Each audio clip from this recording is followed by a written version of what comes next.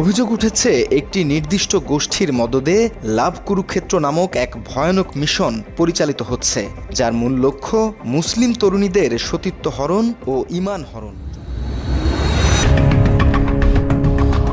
বাংলাদেশে সামাজিক যোগাযোগ মাধ্যমে হিন্দু সম্প্রদায় ও তাদের ধর্মীয় সংগঠনগুলোকে কেন্দ্র করে বিভ্রান্তিকর ও উস্কানিমূলক কন্টেন্ট ছড়িয়ে পড়ার প্রবণতা নিয়ে উদ্বেগ প্রকাশ করেছেন সচেতন মহল।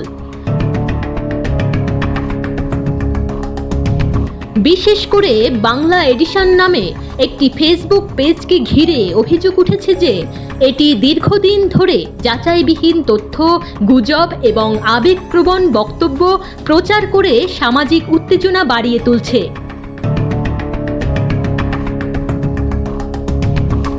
অভিযোগ অনুযায়ী এই প্ল্যাটফর্মে নিয়মিতভাবে হিন্দু ধর্ম ও ইসকনকে লক্ষ্য করে নানা ধরনের পোস্ট করা হচ্ছে, যেখানে অনেক ক্ষেত্রেই নির্দিষ্ট কোনো প্রমাণ ছাড়াই গুরুতর অভিযোগ আনা হচ্ছে।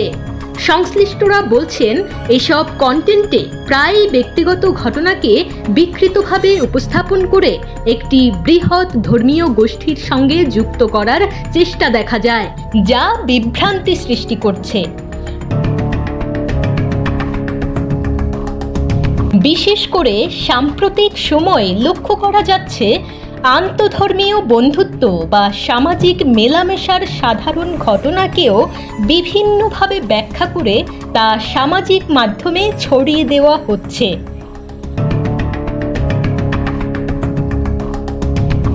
কোনো হিন্দু যুবক অন্য ধর্মের বন্ধুর সঙ্গে কোথাও গেলে বা ছবি শেয়ার করলে সেটিকে ধর্মান্তর বা হানি ট্র্যাপ হিসেবে চিহ্নিত করার প্রবণতা দেখা যাচ্ছে।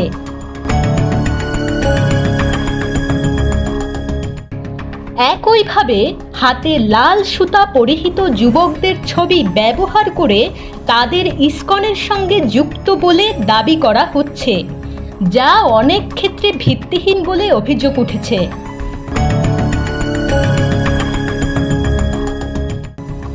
বিশ্লেষকদের মতে এ ধরনের প্রচারণা একটি বৃহত্তর অনলাইন প্রবণতার অংশ, যেখানে যাচাই ছাড়া তথ্য প্রচার করে জনমনে সন্দেহ ও বিভাজন তৈরি করা হয়। এতে করে শুধু সংশ্লিষ্ট ব্যক্তিরাই নয়, পুরো একটি ধর্মীয় সম্প্রদায় সামাজিকভাবে হয়রানি, হুমকি এবং নিরাপত্তাহীনতার মধ্যে পড়তে পারে।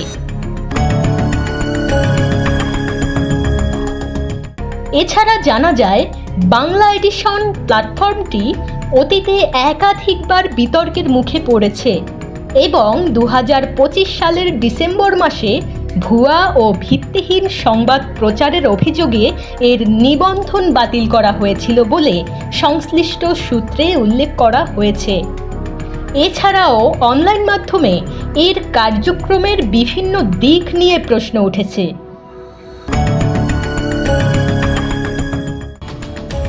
2024 সাল থেকে বিশেষভাবে একটি প্রবণতা স্পষ্ট হয়েছে, যেখানে ব্যক্তিগত বা বিচ্ছিন্ন ঘটনাকে কোনো প্রমাণ ছাড়াই ইসকনের মতো বৃহৎ ধর্মীয় সংগঠনের সঙ্গে যুক্ত করা হচ্ছে। এতে করে সংগঠনটির ভাবমূর্তি ক্ষতিগ্রস্ত হওয়ার পাশাপাশি সাম্প্রদায়িক উত্তেজনাও বৃদ্ধি পাচ্ছে বলে মনে করছেন সংশ্লিষ্টরা।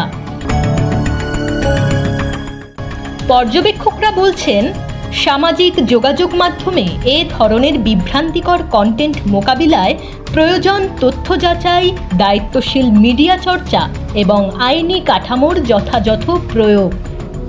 একই সঙ্গে ধর্মীয় সংগঠনগুলোর পক্ষ থেকেও কার্যকর জনসংযোগ এবং তথ্যভিত্তিক ব্যাখ্যা প্রদান গুরুত্বপূর্ণ হতে পারে, যাতে গুজব ও অপপ্রচার প্রতিরোধ করা যায়।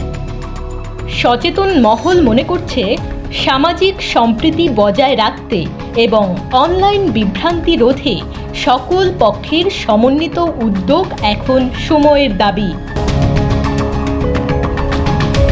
News desk, Hindus news, Dhaka.